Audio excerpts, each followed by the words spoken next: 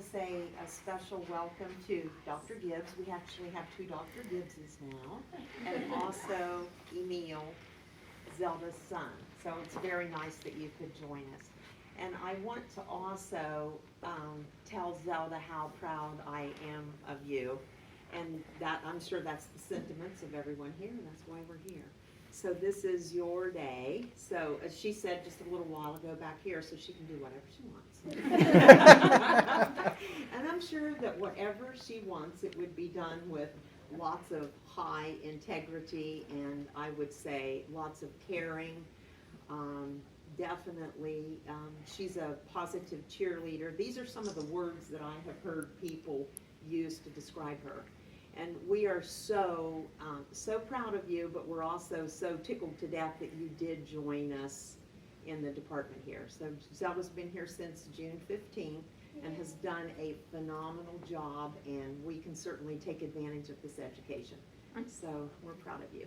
And also a special welcome to Dr. Duke, who was Zelda's committee chair for her dissertation, and I had asked her just a little bit ago if she had anything that she wanted to share about Zelda. So do you want to say anything? Well, let's see. To say that it was an honor and a privilege to work with Zelda is an understatement. She, the dissertation process is just a pain. That's the best way to say it. And it's a huge challenge.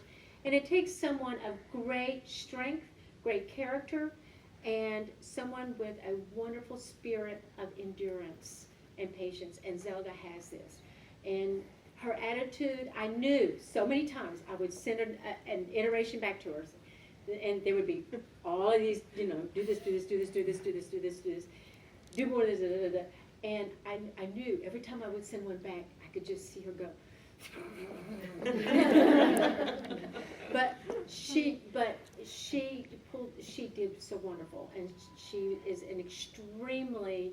You are inspiring to me, to help me to have what I need to work with other students, and you don't know that, but students like you who have that kind of strength and spirit fill us as faculty.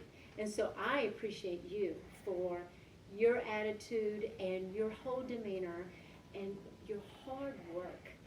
She's incredibly bright, and it was just an honor to work with her, and I'm very honored to be here today. Yes. This is wonderful. Thank you. Thank you. Okay. Chaplain. Yes.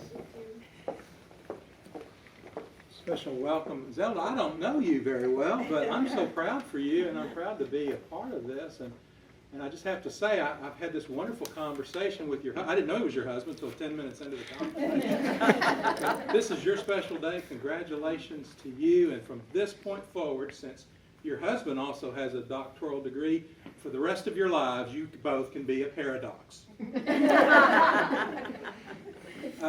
I was asked to offer an invocation to start this, but because I am a preacher, I have to give myself a few moments to say just a couple things, and I hope that'll be okay. These robes that our colleagues are wearing are deeply symbolic, and I even brought my little bit of regalia to participate too, and I'm wearing the color of my discipline. The colors in the robes have meaning. Green, for example, is for medicine. Blue, I believe, is for education. Red, in my tradition, is for theology and on down. The three stripes on the sleeve signify the awarding of a terminal or doctoral degree. And so there's a rich tradition and history there that dates all the way back into the Middle Ages. The robes themselves actually come right out of the church because it was the church that kept learning alive in the Middle Ages for so many years, and so many of the folks who first started earning degrees in the Middle Ages came from various religious orders and traditions, and it carried over into academia. And so we don't wear those robes too often, but if you come from a liturgical tradition and it feels a little like church or your minister, there's a little connection there.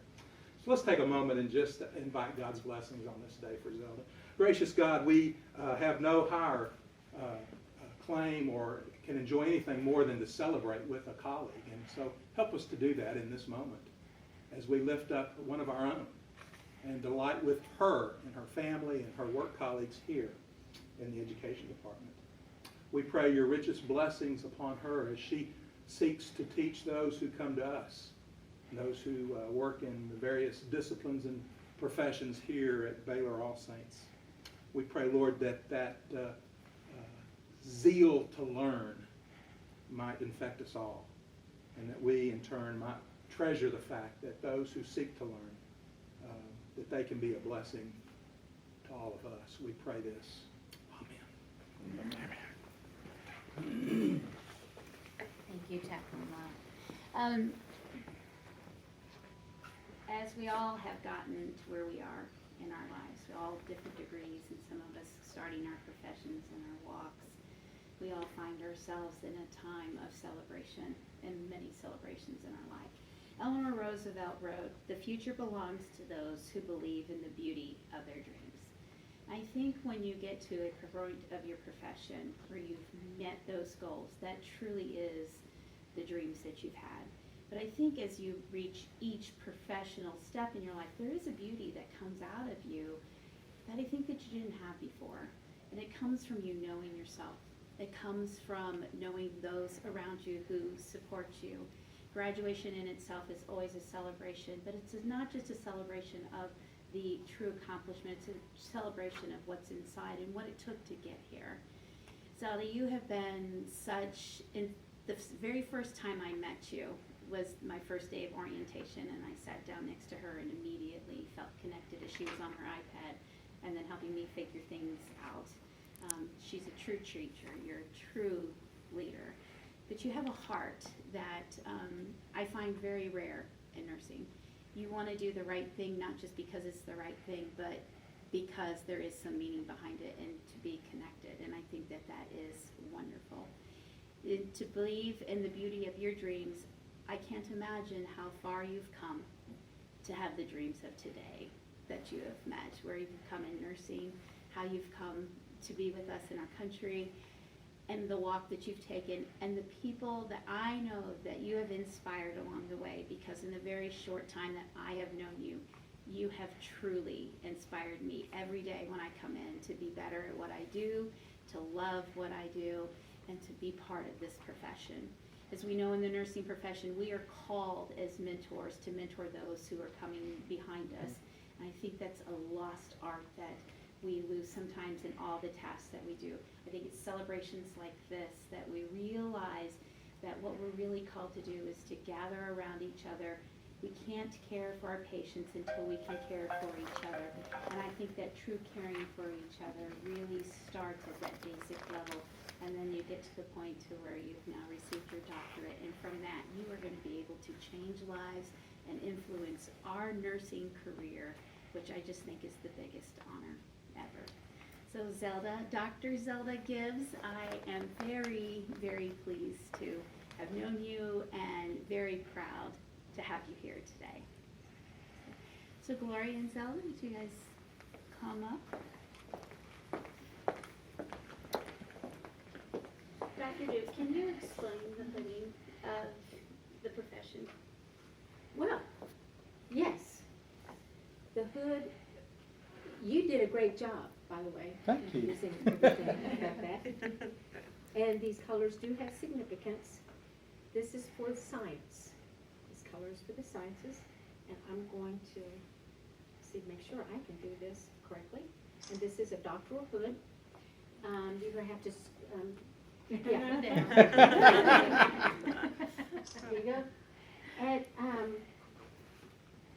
when we're doing this for real, we have platforms that we stand on. Let's see if I can fix this. It's not too good. Okay, go. And Dr. Zelda Gibbs.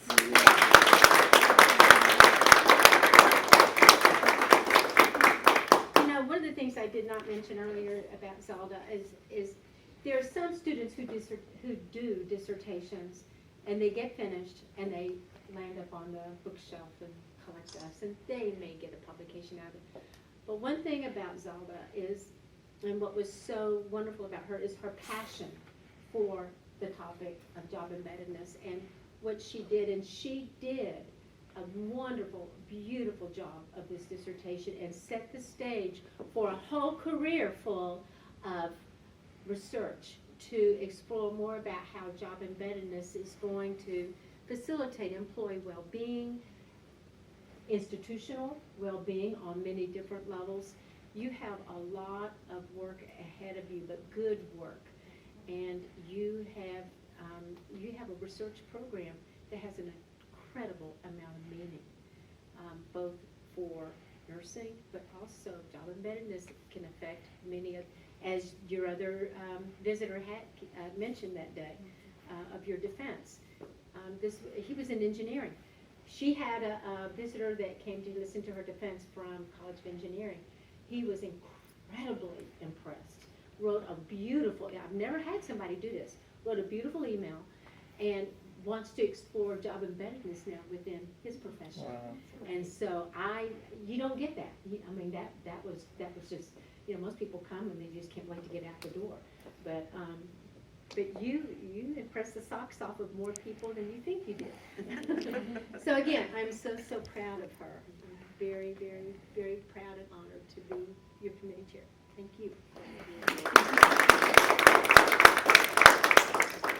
Zelda, yes, I was just going to say, so we would like to invite you to share your travels and your thoughts with us today. Well, I don't even want to mention names because I don't want to accidentally leave somebody out, but I need to just say a few words. And I want to start with this department and my colleagues here. And, I remember the day when I graduated and I walked in when I successfully defended my dissertation. And I walked in here and there were congratulation posters from where I got off that lift on every door. And I knew this is just Melanie, can only be Melanie. And then the next morning, this man showed up that I have never met in my life. I have no idea who he was.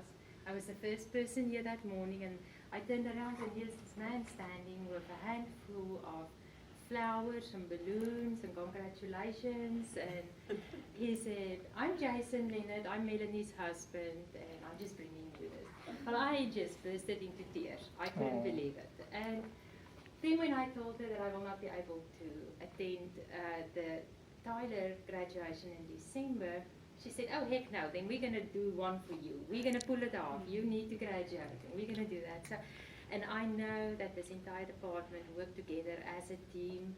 I've seen all these little meetings that you had, and I knew that you are all working endlessly to arrange this and have this ceremony for me today. And we all have very, very full plates, and I know we are all so busy. But in spite of that, you did this for me, and I cannot tell you how much I appreciate it. I think this is just wonderful. It speaks volumes of this development. Thank you very, very much. And then, Gloria, we walked this walk together for 3 years. Thank you so much for your patience with me.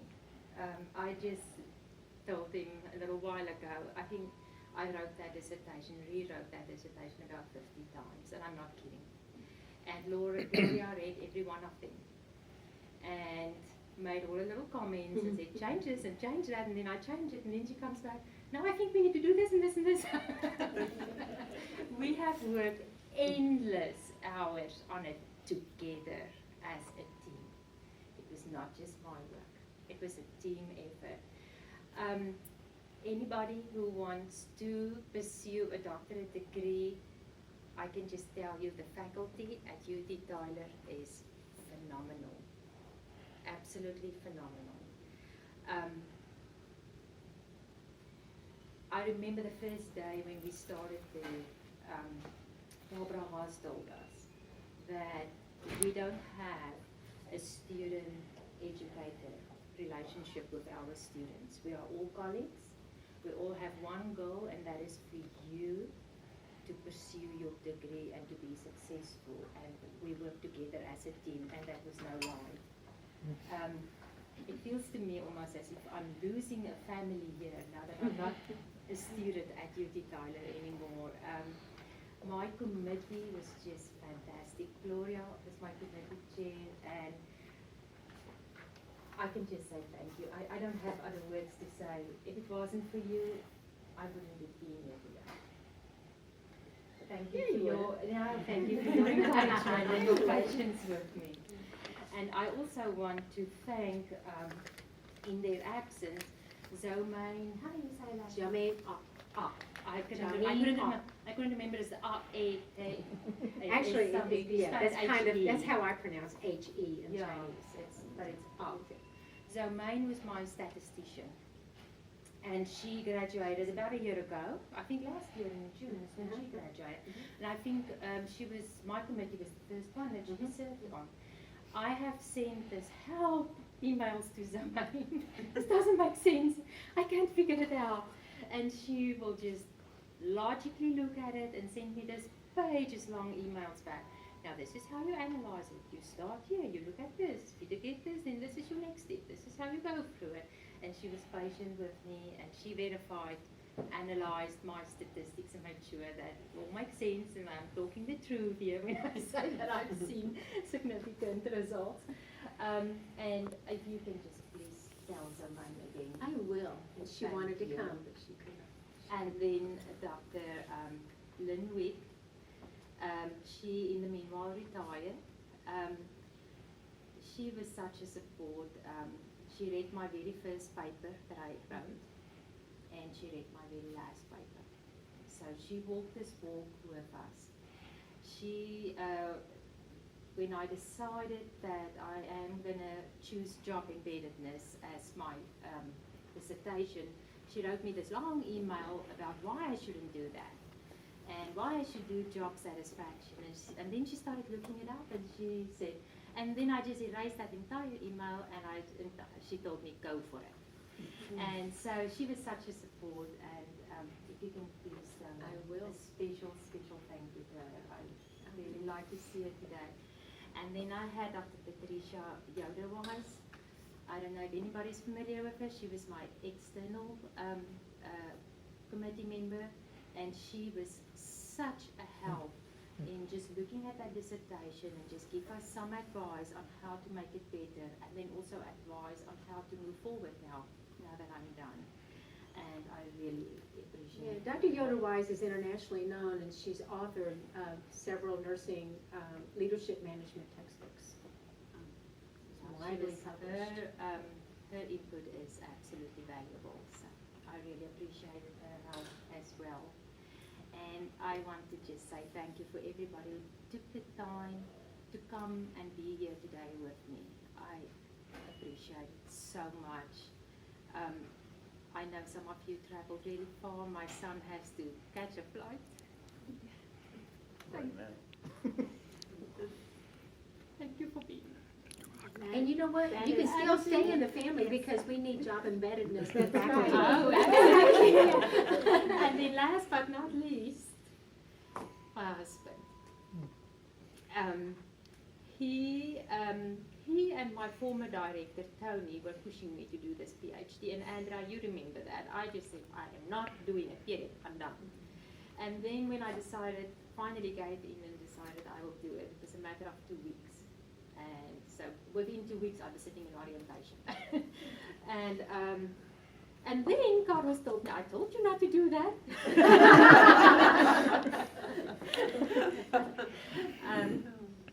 You walked this walk with me for 3 years, and it was not easy.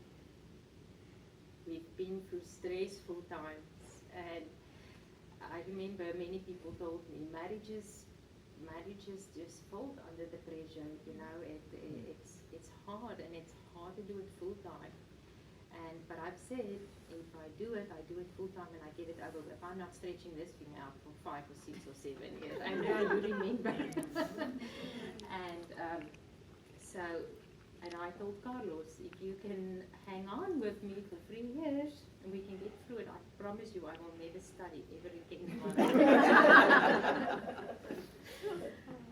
I love it. That's one of the reasons that we did this today.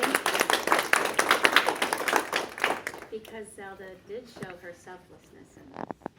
Because Zelda, graduation was going to be the same day as her son's graduation. And she says, by all means, my son comes first. So we wanted to put you first. Chapman, would you like to close us? And after he closes us, we have a